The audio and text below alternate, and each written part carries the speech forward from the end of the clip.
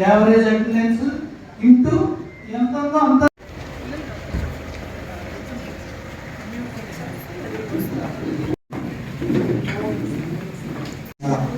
గౌరవ జిల్లా collector madam ఉంటే కన్సర్న్ స్కూల్ కి అటాచ్ చేయమని అందరూ మండల విద్యాశాఖ అధికారులు అండ్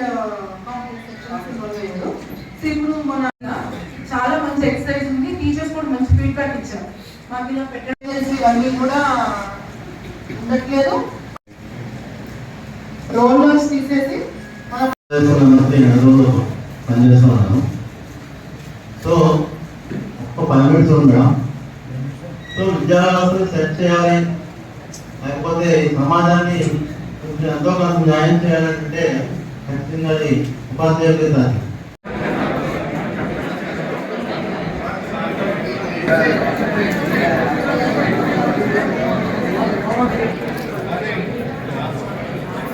అందరికీ మెసేజ్ జరిగింది, నా పర్సనల్ ఎగ్జాంపుల్. బట్ అదర్వైజ్ చూస్తే మిగతా నా వరకు అయితే నేను ఒక సెల్ఫ్ మోటివేటెడ్ గా నేను చదువుకున్నాను కాబట్టి మిగతా ఆస్పెక్ట్ నా పర్సనల్ పక్కన పెడితే మీరు ఒక పిల్లవాడి ఆ స్పిరిట్ ని పైగా పుష్ చేయగలరు, కిందకన్నా వెంటనే వాడి మీద నమ్మకాలు పోయేటట్టు ఇమీడియట్ గా చేయగలుగుతాను. సో అంటే నా ఉద్దేశంలో ఈ రూమ్ లో కూడా చాలా చాలా valuable and most important people for me. So because మీరు అంతమంది పిల్లల్ని ఈ రూమ్ లో కూర్చున్నవాడు అంతమంది పిల్లల్ని వాళ్ళ ధైర్యాన్ని కానీ పెంచడంలో కానీ వాళ్ళు కొంచెం స్లోగా ఉంటే పుష్ చేసి ముందు చదవమని చెప్పడం కానీ, సరిగ్గా వాళ్ళు బిహేవ్ చేయకపోతే సరిగ్గా బిహేవ్ చేయాలని చెప్పడం కానీ, లేదంటే ఒక తల్లిదండ్రులు ఎలాంటి పాత్ర పోషించాలో తల్లిదండ్రులు చెప్పిన ఇద్దరు పిల్లలు ఉన్నారు కాబట్టి ఒక ఉన్నత స్థాయిలో ఒక పెద్ద మనిషి చెప్పినట్టుగా మీరు చాలా మంది పిల్లల్ని తీర్చిదిద్దే స్థానంలో ఉన్నారు. So this is for me one of the my most important meetings. So meeting in the sense నేను యాక్చువల్లీ మీటింగ్ కోసం రివ్యూ యాంగిల్లో నేను పిలవలేదు, నేను ఇంటరాక్షన్ యాంగిల్లో చెప్పాను. డిఓ గారికి నాకు అసలు మాట్లాడాలని టీచర్తో, డిఓ గారు హెచ్ఎంస్ తో పెడతాం మేడం. చాలా మా హెచ్ఎంస్ బాగా హెచ్ఎంస్ చాలా కష్టపడే హెచ్ఎంస్, ఆ హెచ్ఎంస్ తో పెడతామని ఆయన అందరినీ చెప్పలేదు, కొంతమందిని పిలవండి చెప్పాను.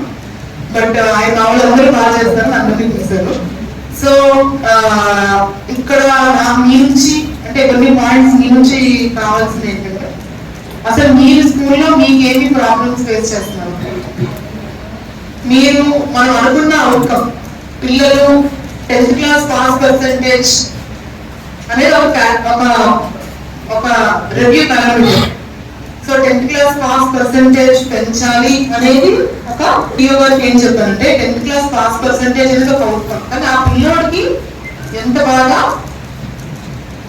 దానికి సంబంధించి 10th క్లాస్ సంబంధించిన చదవచ్చు అనేది మోర్ ఇంపార్టెంట్ పాస్ పర్సెంటేజ్ కంటే.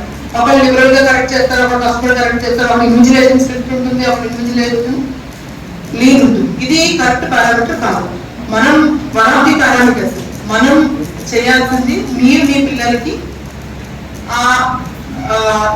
దీనికి తగ్గట్టు వాటి 10th క్లాస్ అయితే 9th అయితే 8th అయితే లెర్నింగ్ అవుట్కమ్స్ ఉన్నాయో అది మీరు ఎలా ప్లాన్ చేస్తున్నారు మీ పిల్లలకి, అక్కడ మీకున్న ఛాలెంజెస్ ఏంటి, మీరు దాన్ని ఎలా అధిగమించడానికి ట్రై చేస్తున్నారు, అది నేను మీ నుంచి కొన్ని ఇన్పుట్స్ తీసుకోవాలనుకున్నాను. సో ఎవరైనా హెచ్ఎంస్ కానీ మీ పర్సనల్ సబ్జెక్ట్ మ్యాథ్స్ లేదంటే మీ personal science etcetera whatever is personal subject మీ స్కూల్లో అసలు ఏం జరుగుతుంది, 10th క్లాస్ పిల్లలు ఉంటారు, 9th ఉంటారు, ఇప్పుడు నేను ఓన్లీ 10th గురించి మాట్లాడుతాను. సో ఇక్కడ సంబంధించిన పద్ధతులు ఉన్నాయి కాబట్టి సో 6th నుంచి 10th వరకు ఉన్న పిల్లల్లో 6th వచ్చినప్పుడే ఒక లెర్నింగ్ అవుట్కమ్ సమానంగా లేకుండా వస్తారు. 6th వచ్చినప్పుడే బేసిక్ వీక్ తో వస్తారు మీ దగ్గరికి చాలా మంది పిల్లలు. సో ఆ వీక్ గా వచ్చిన పిల్లలకి మీరు ఎలా హ్యాండిల్ చేస్తున్నారు, ఎలా చేస్తే బాగుంటుంది. మీరు చాలా మంది మీలో నాకు తెలిసి బాగా పిల్లల యొక్క అవుట్కమ్ మీద వర్క్ చేసి ఉంటారు. So you please share your inputs. What is your plan?